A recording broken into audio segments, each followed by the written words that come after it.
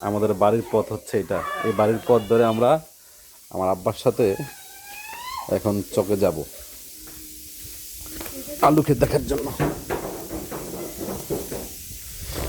এই পথ ধরে আগে আমরা ছোটবেলায় অনেক খেলা করতাম। চকের মধ্যে অনেক বাতাস, মনে হচ্ছে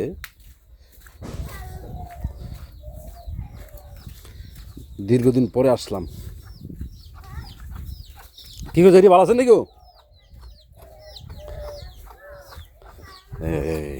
অনেক সুন্দর, আসলে গ্রাম বলতে সুন্দর।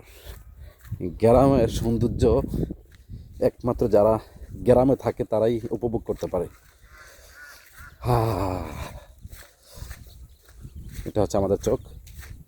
চকের মধ্যে আমাদের 4টা জমি আছে আলহামদুলিল্লাহ।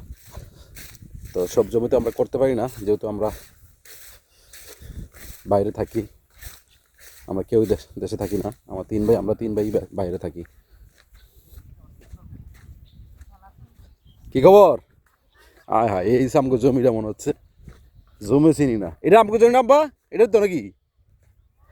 ও, আগে অনেক বড় চক ছিল তো। এটা হালদে রাখছে, কে হালদে রাখছে এটা? চকের মধ্যে মানুষ কাজ করতেছে। এখন আর মানুষ পাওয়া যায় না কাজের জন্য, সবাই এখন বড় লোক হয়ে গেছে। জমিতে ফসলও তেমন আগের মতো নাই। আগে অনেক ফসল ছিল, এখন মানুষ ফসল করতে চায় না। মানুষ সব বিলাসী হয়ে গেছে, বিলাসী জীবনযাপন। এই যে আমাদের জমি, এটা আমার জমিটা, এটা আমার বাড়ি, আমাদের চক। চকের মাঝখানে মাঝে মধ্যে দেখা যাচ্ছে জমি কেটে পুকুর করেছে মাছ চাষের জন্য।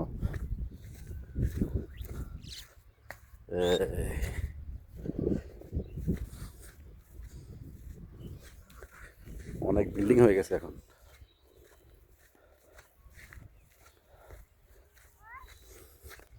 এখানে ভুট্টা চাষ করছে, ভুট্টা ক্ষেত।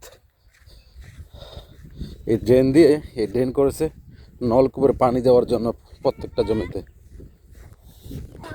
আমার বাগিনা, আমার আব্বা, আমরা। আর এই যে এখানে দেখতে পারতেছেন, এটা আমরা বলতাম কমলার পার, কমলা পার।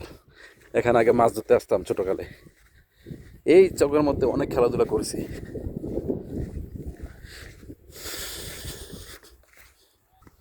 এই যে আলু ক্ষেত, আলু গাছ মাশাআল্লাহ অনেক বড় হয়েছে। এবছর তেমন আলু নাই, কারণ গত বছর আলুতে অনেক মার খেয়েছে মানুষ, এই জন্য এখন আলু নাই। এসব আলু ক্ষেত।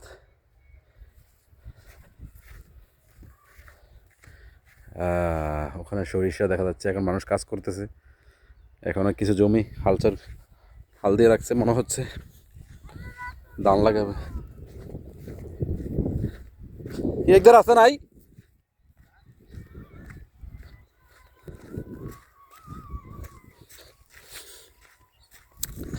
আমি রাস্তাঘাট অনেক ভুলে গেছি অবশ্য, কারণ অনেকদিন পরে আসলাম তো।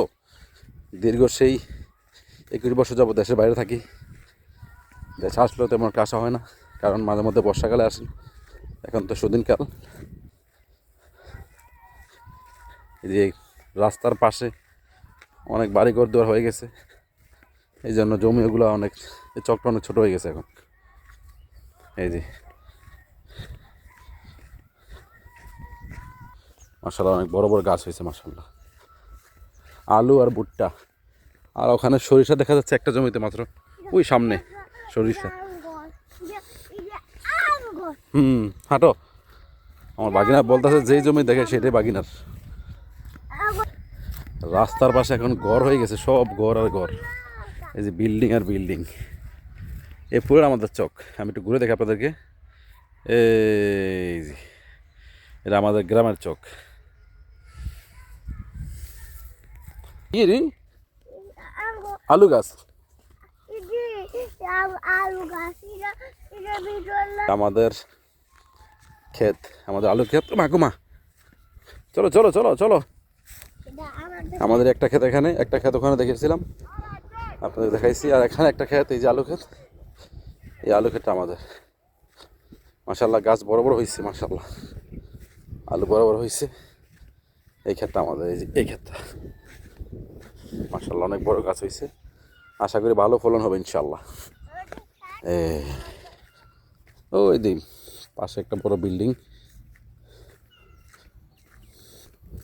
পাশাপাশি আব্বাও আমাদের জমিনের পাশে সবজি লাগাইছে।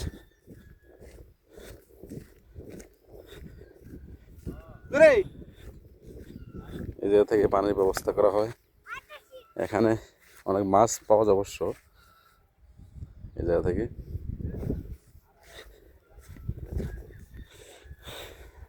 লাল শাক, টমেটো, তারপরে মূলা, এগুলো জমির এক পাশে করা হয়েছে আর কি, মোটামুটি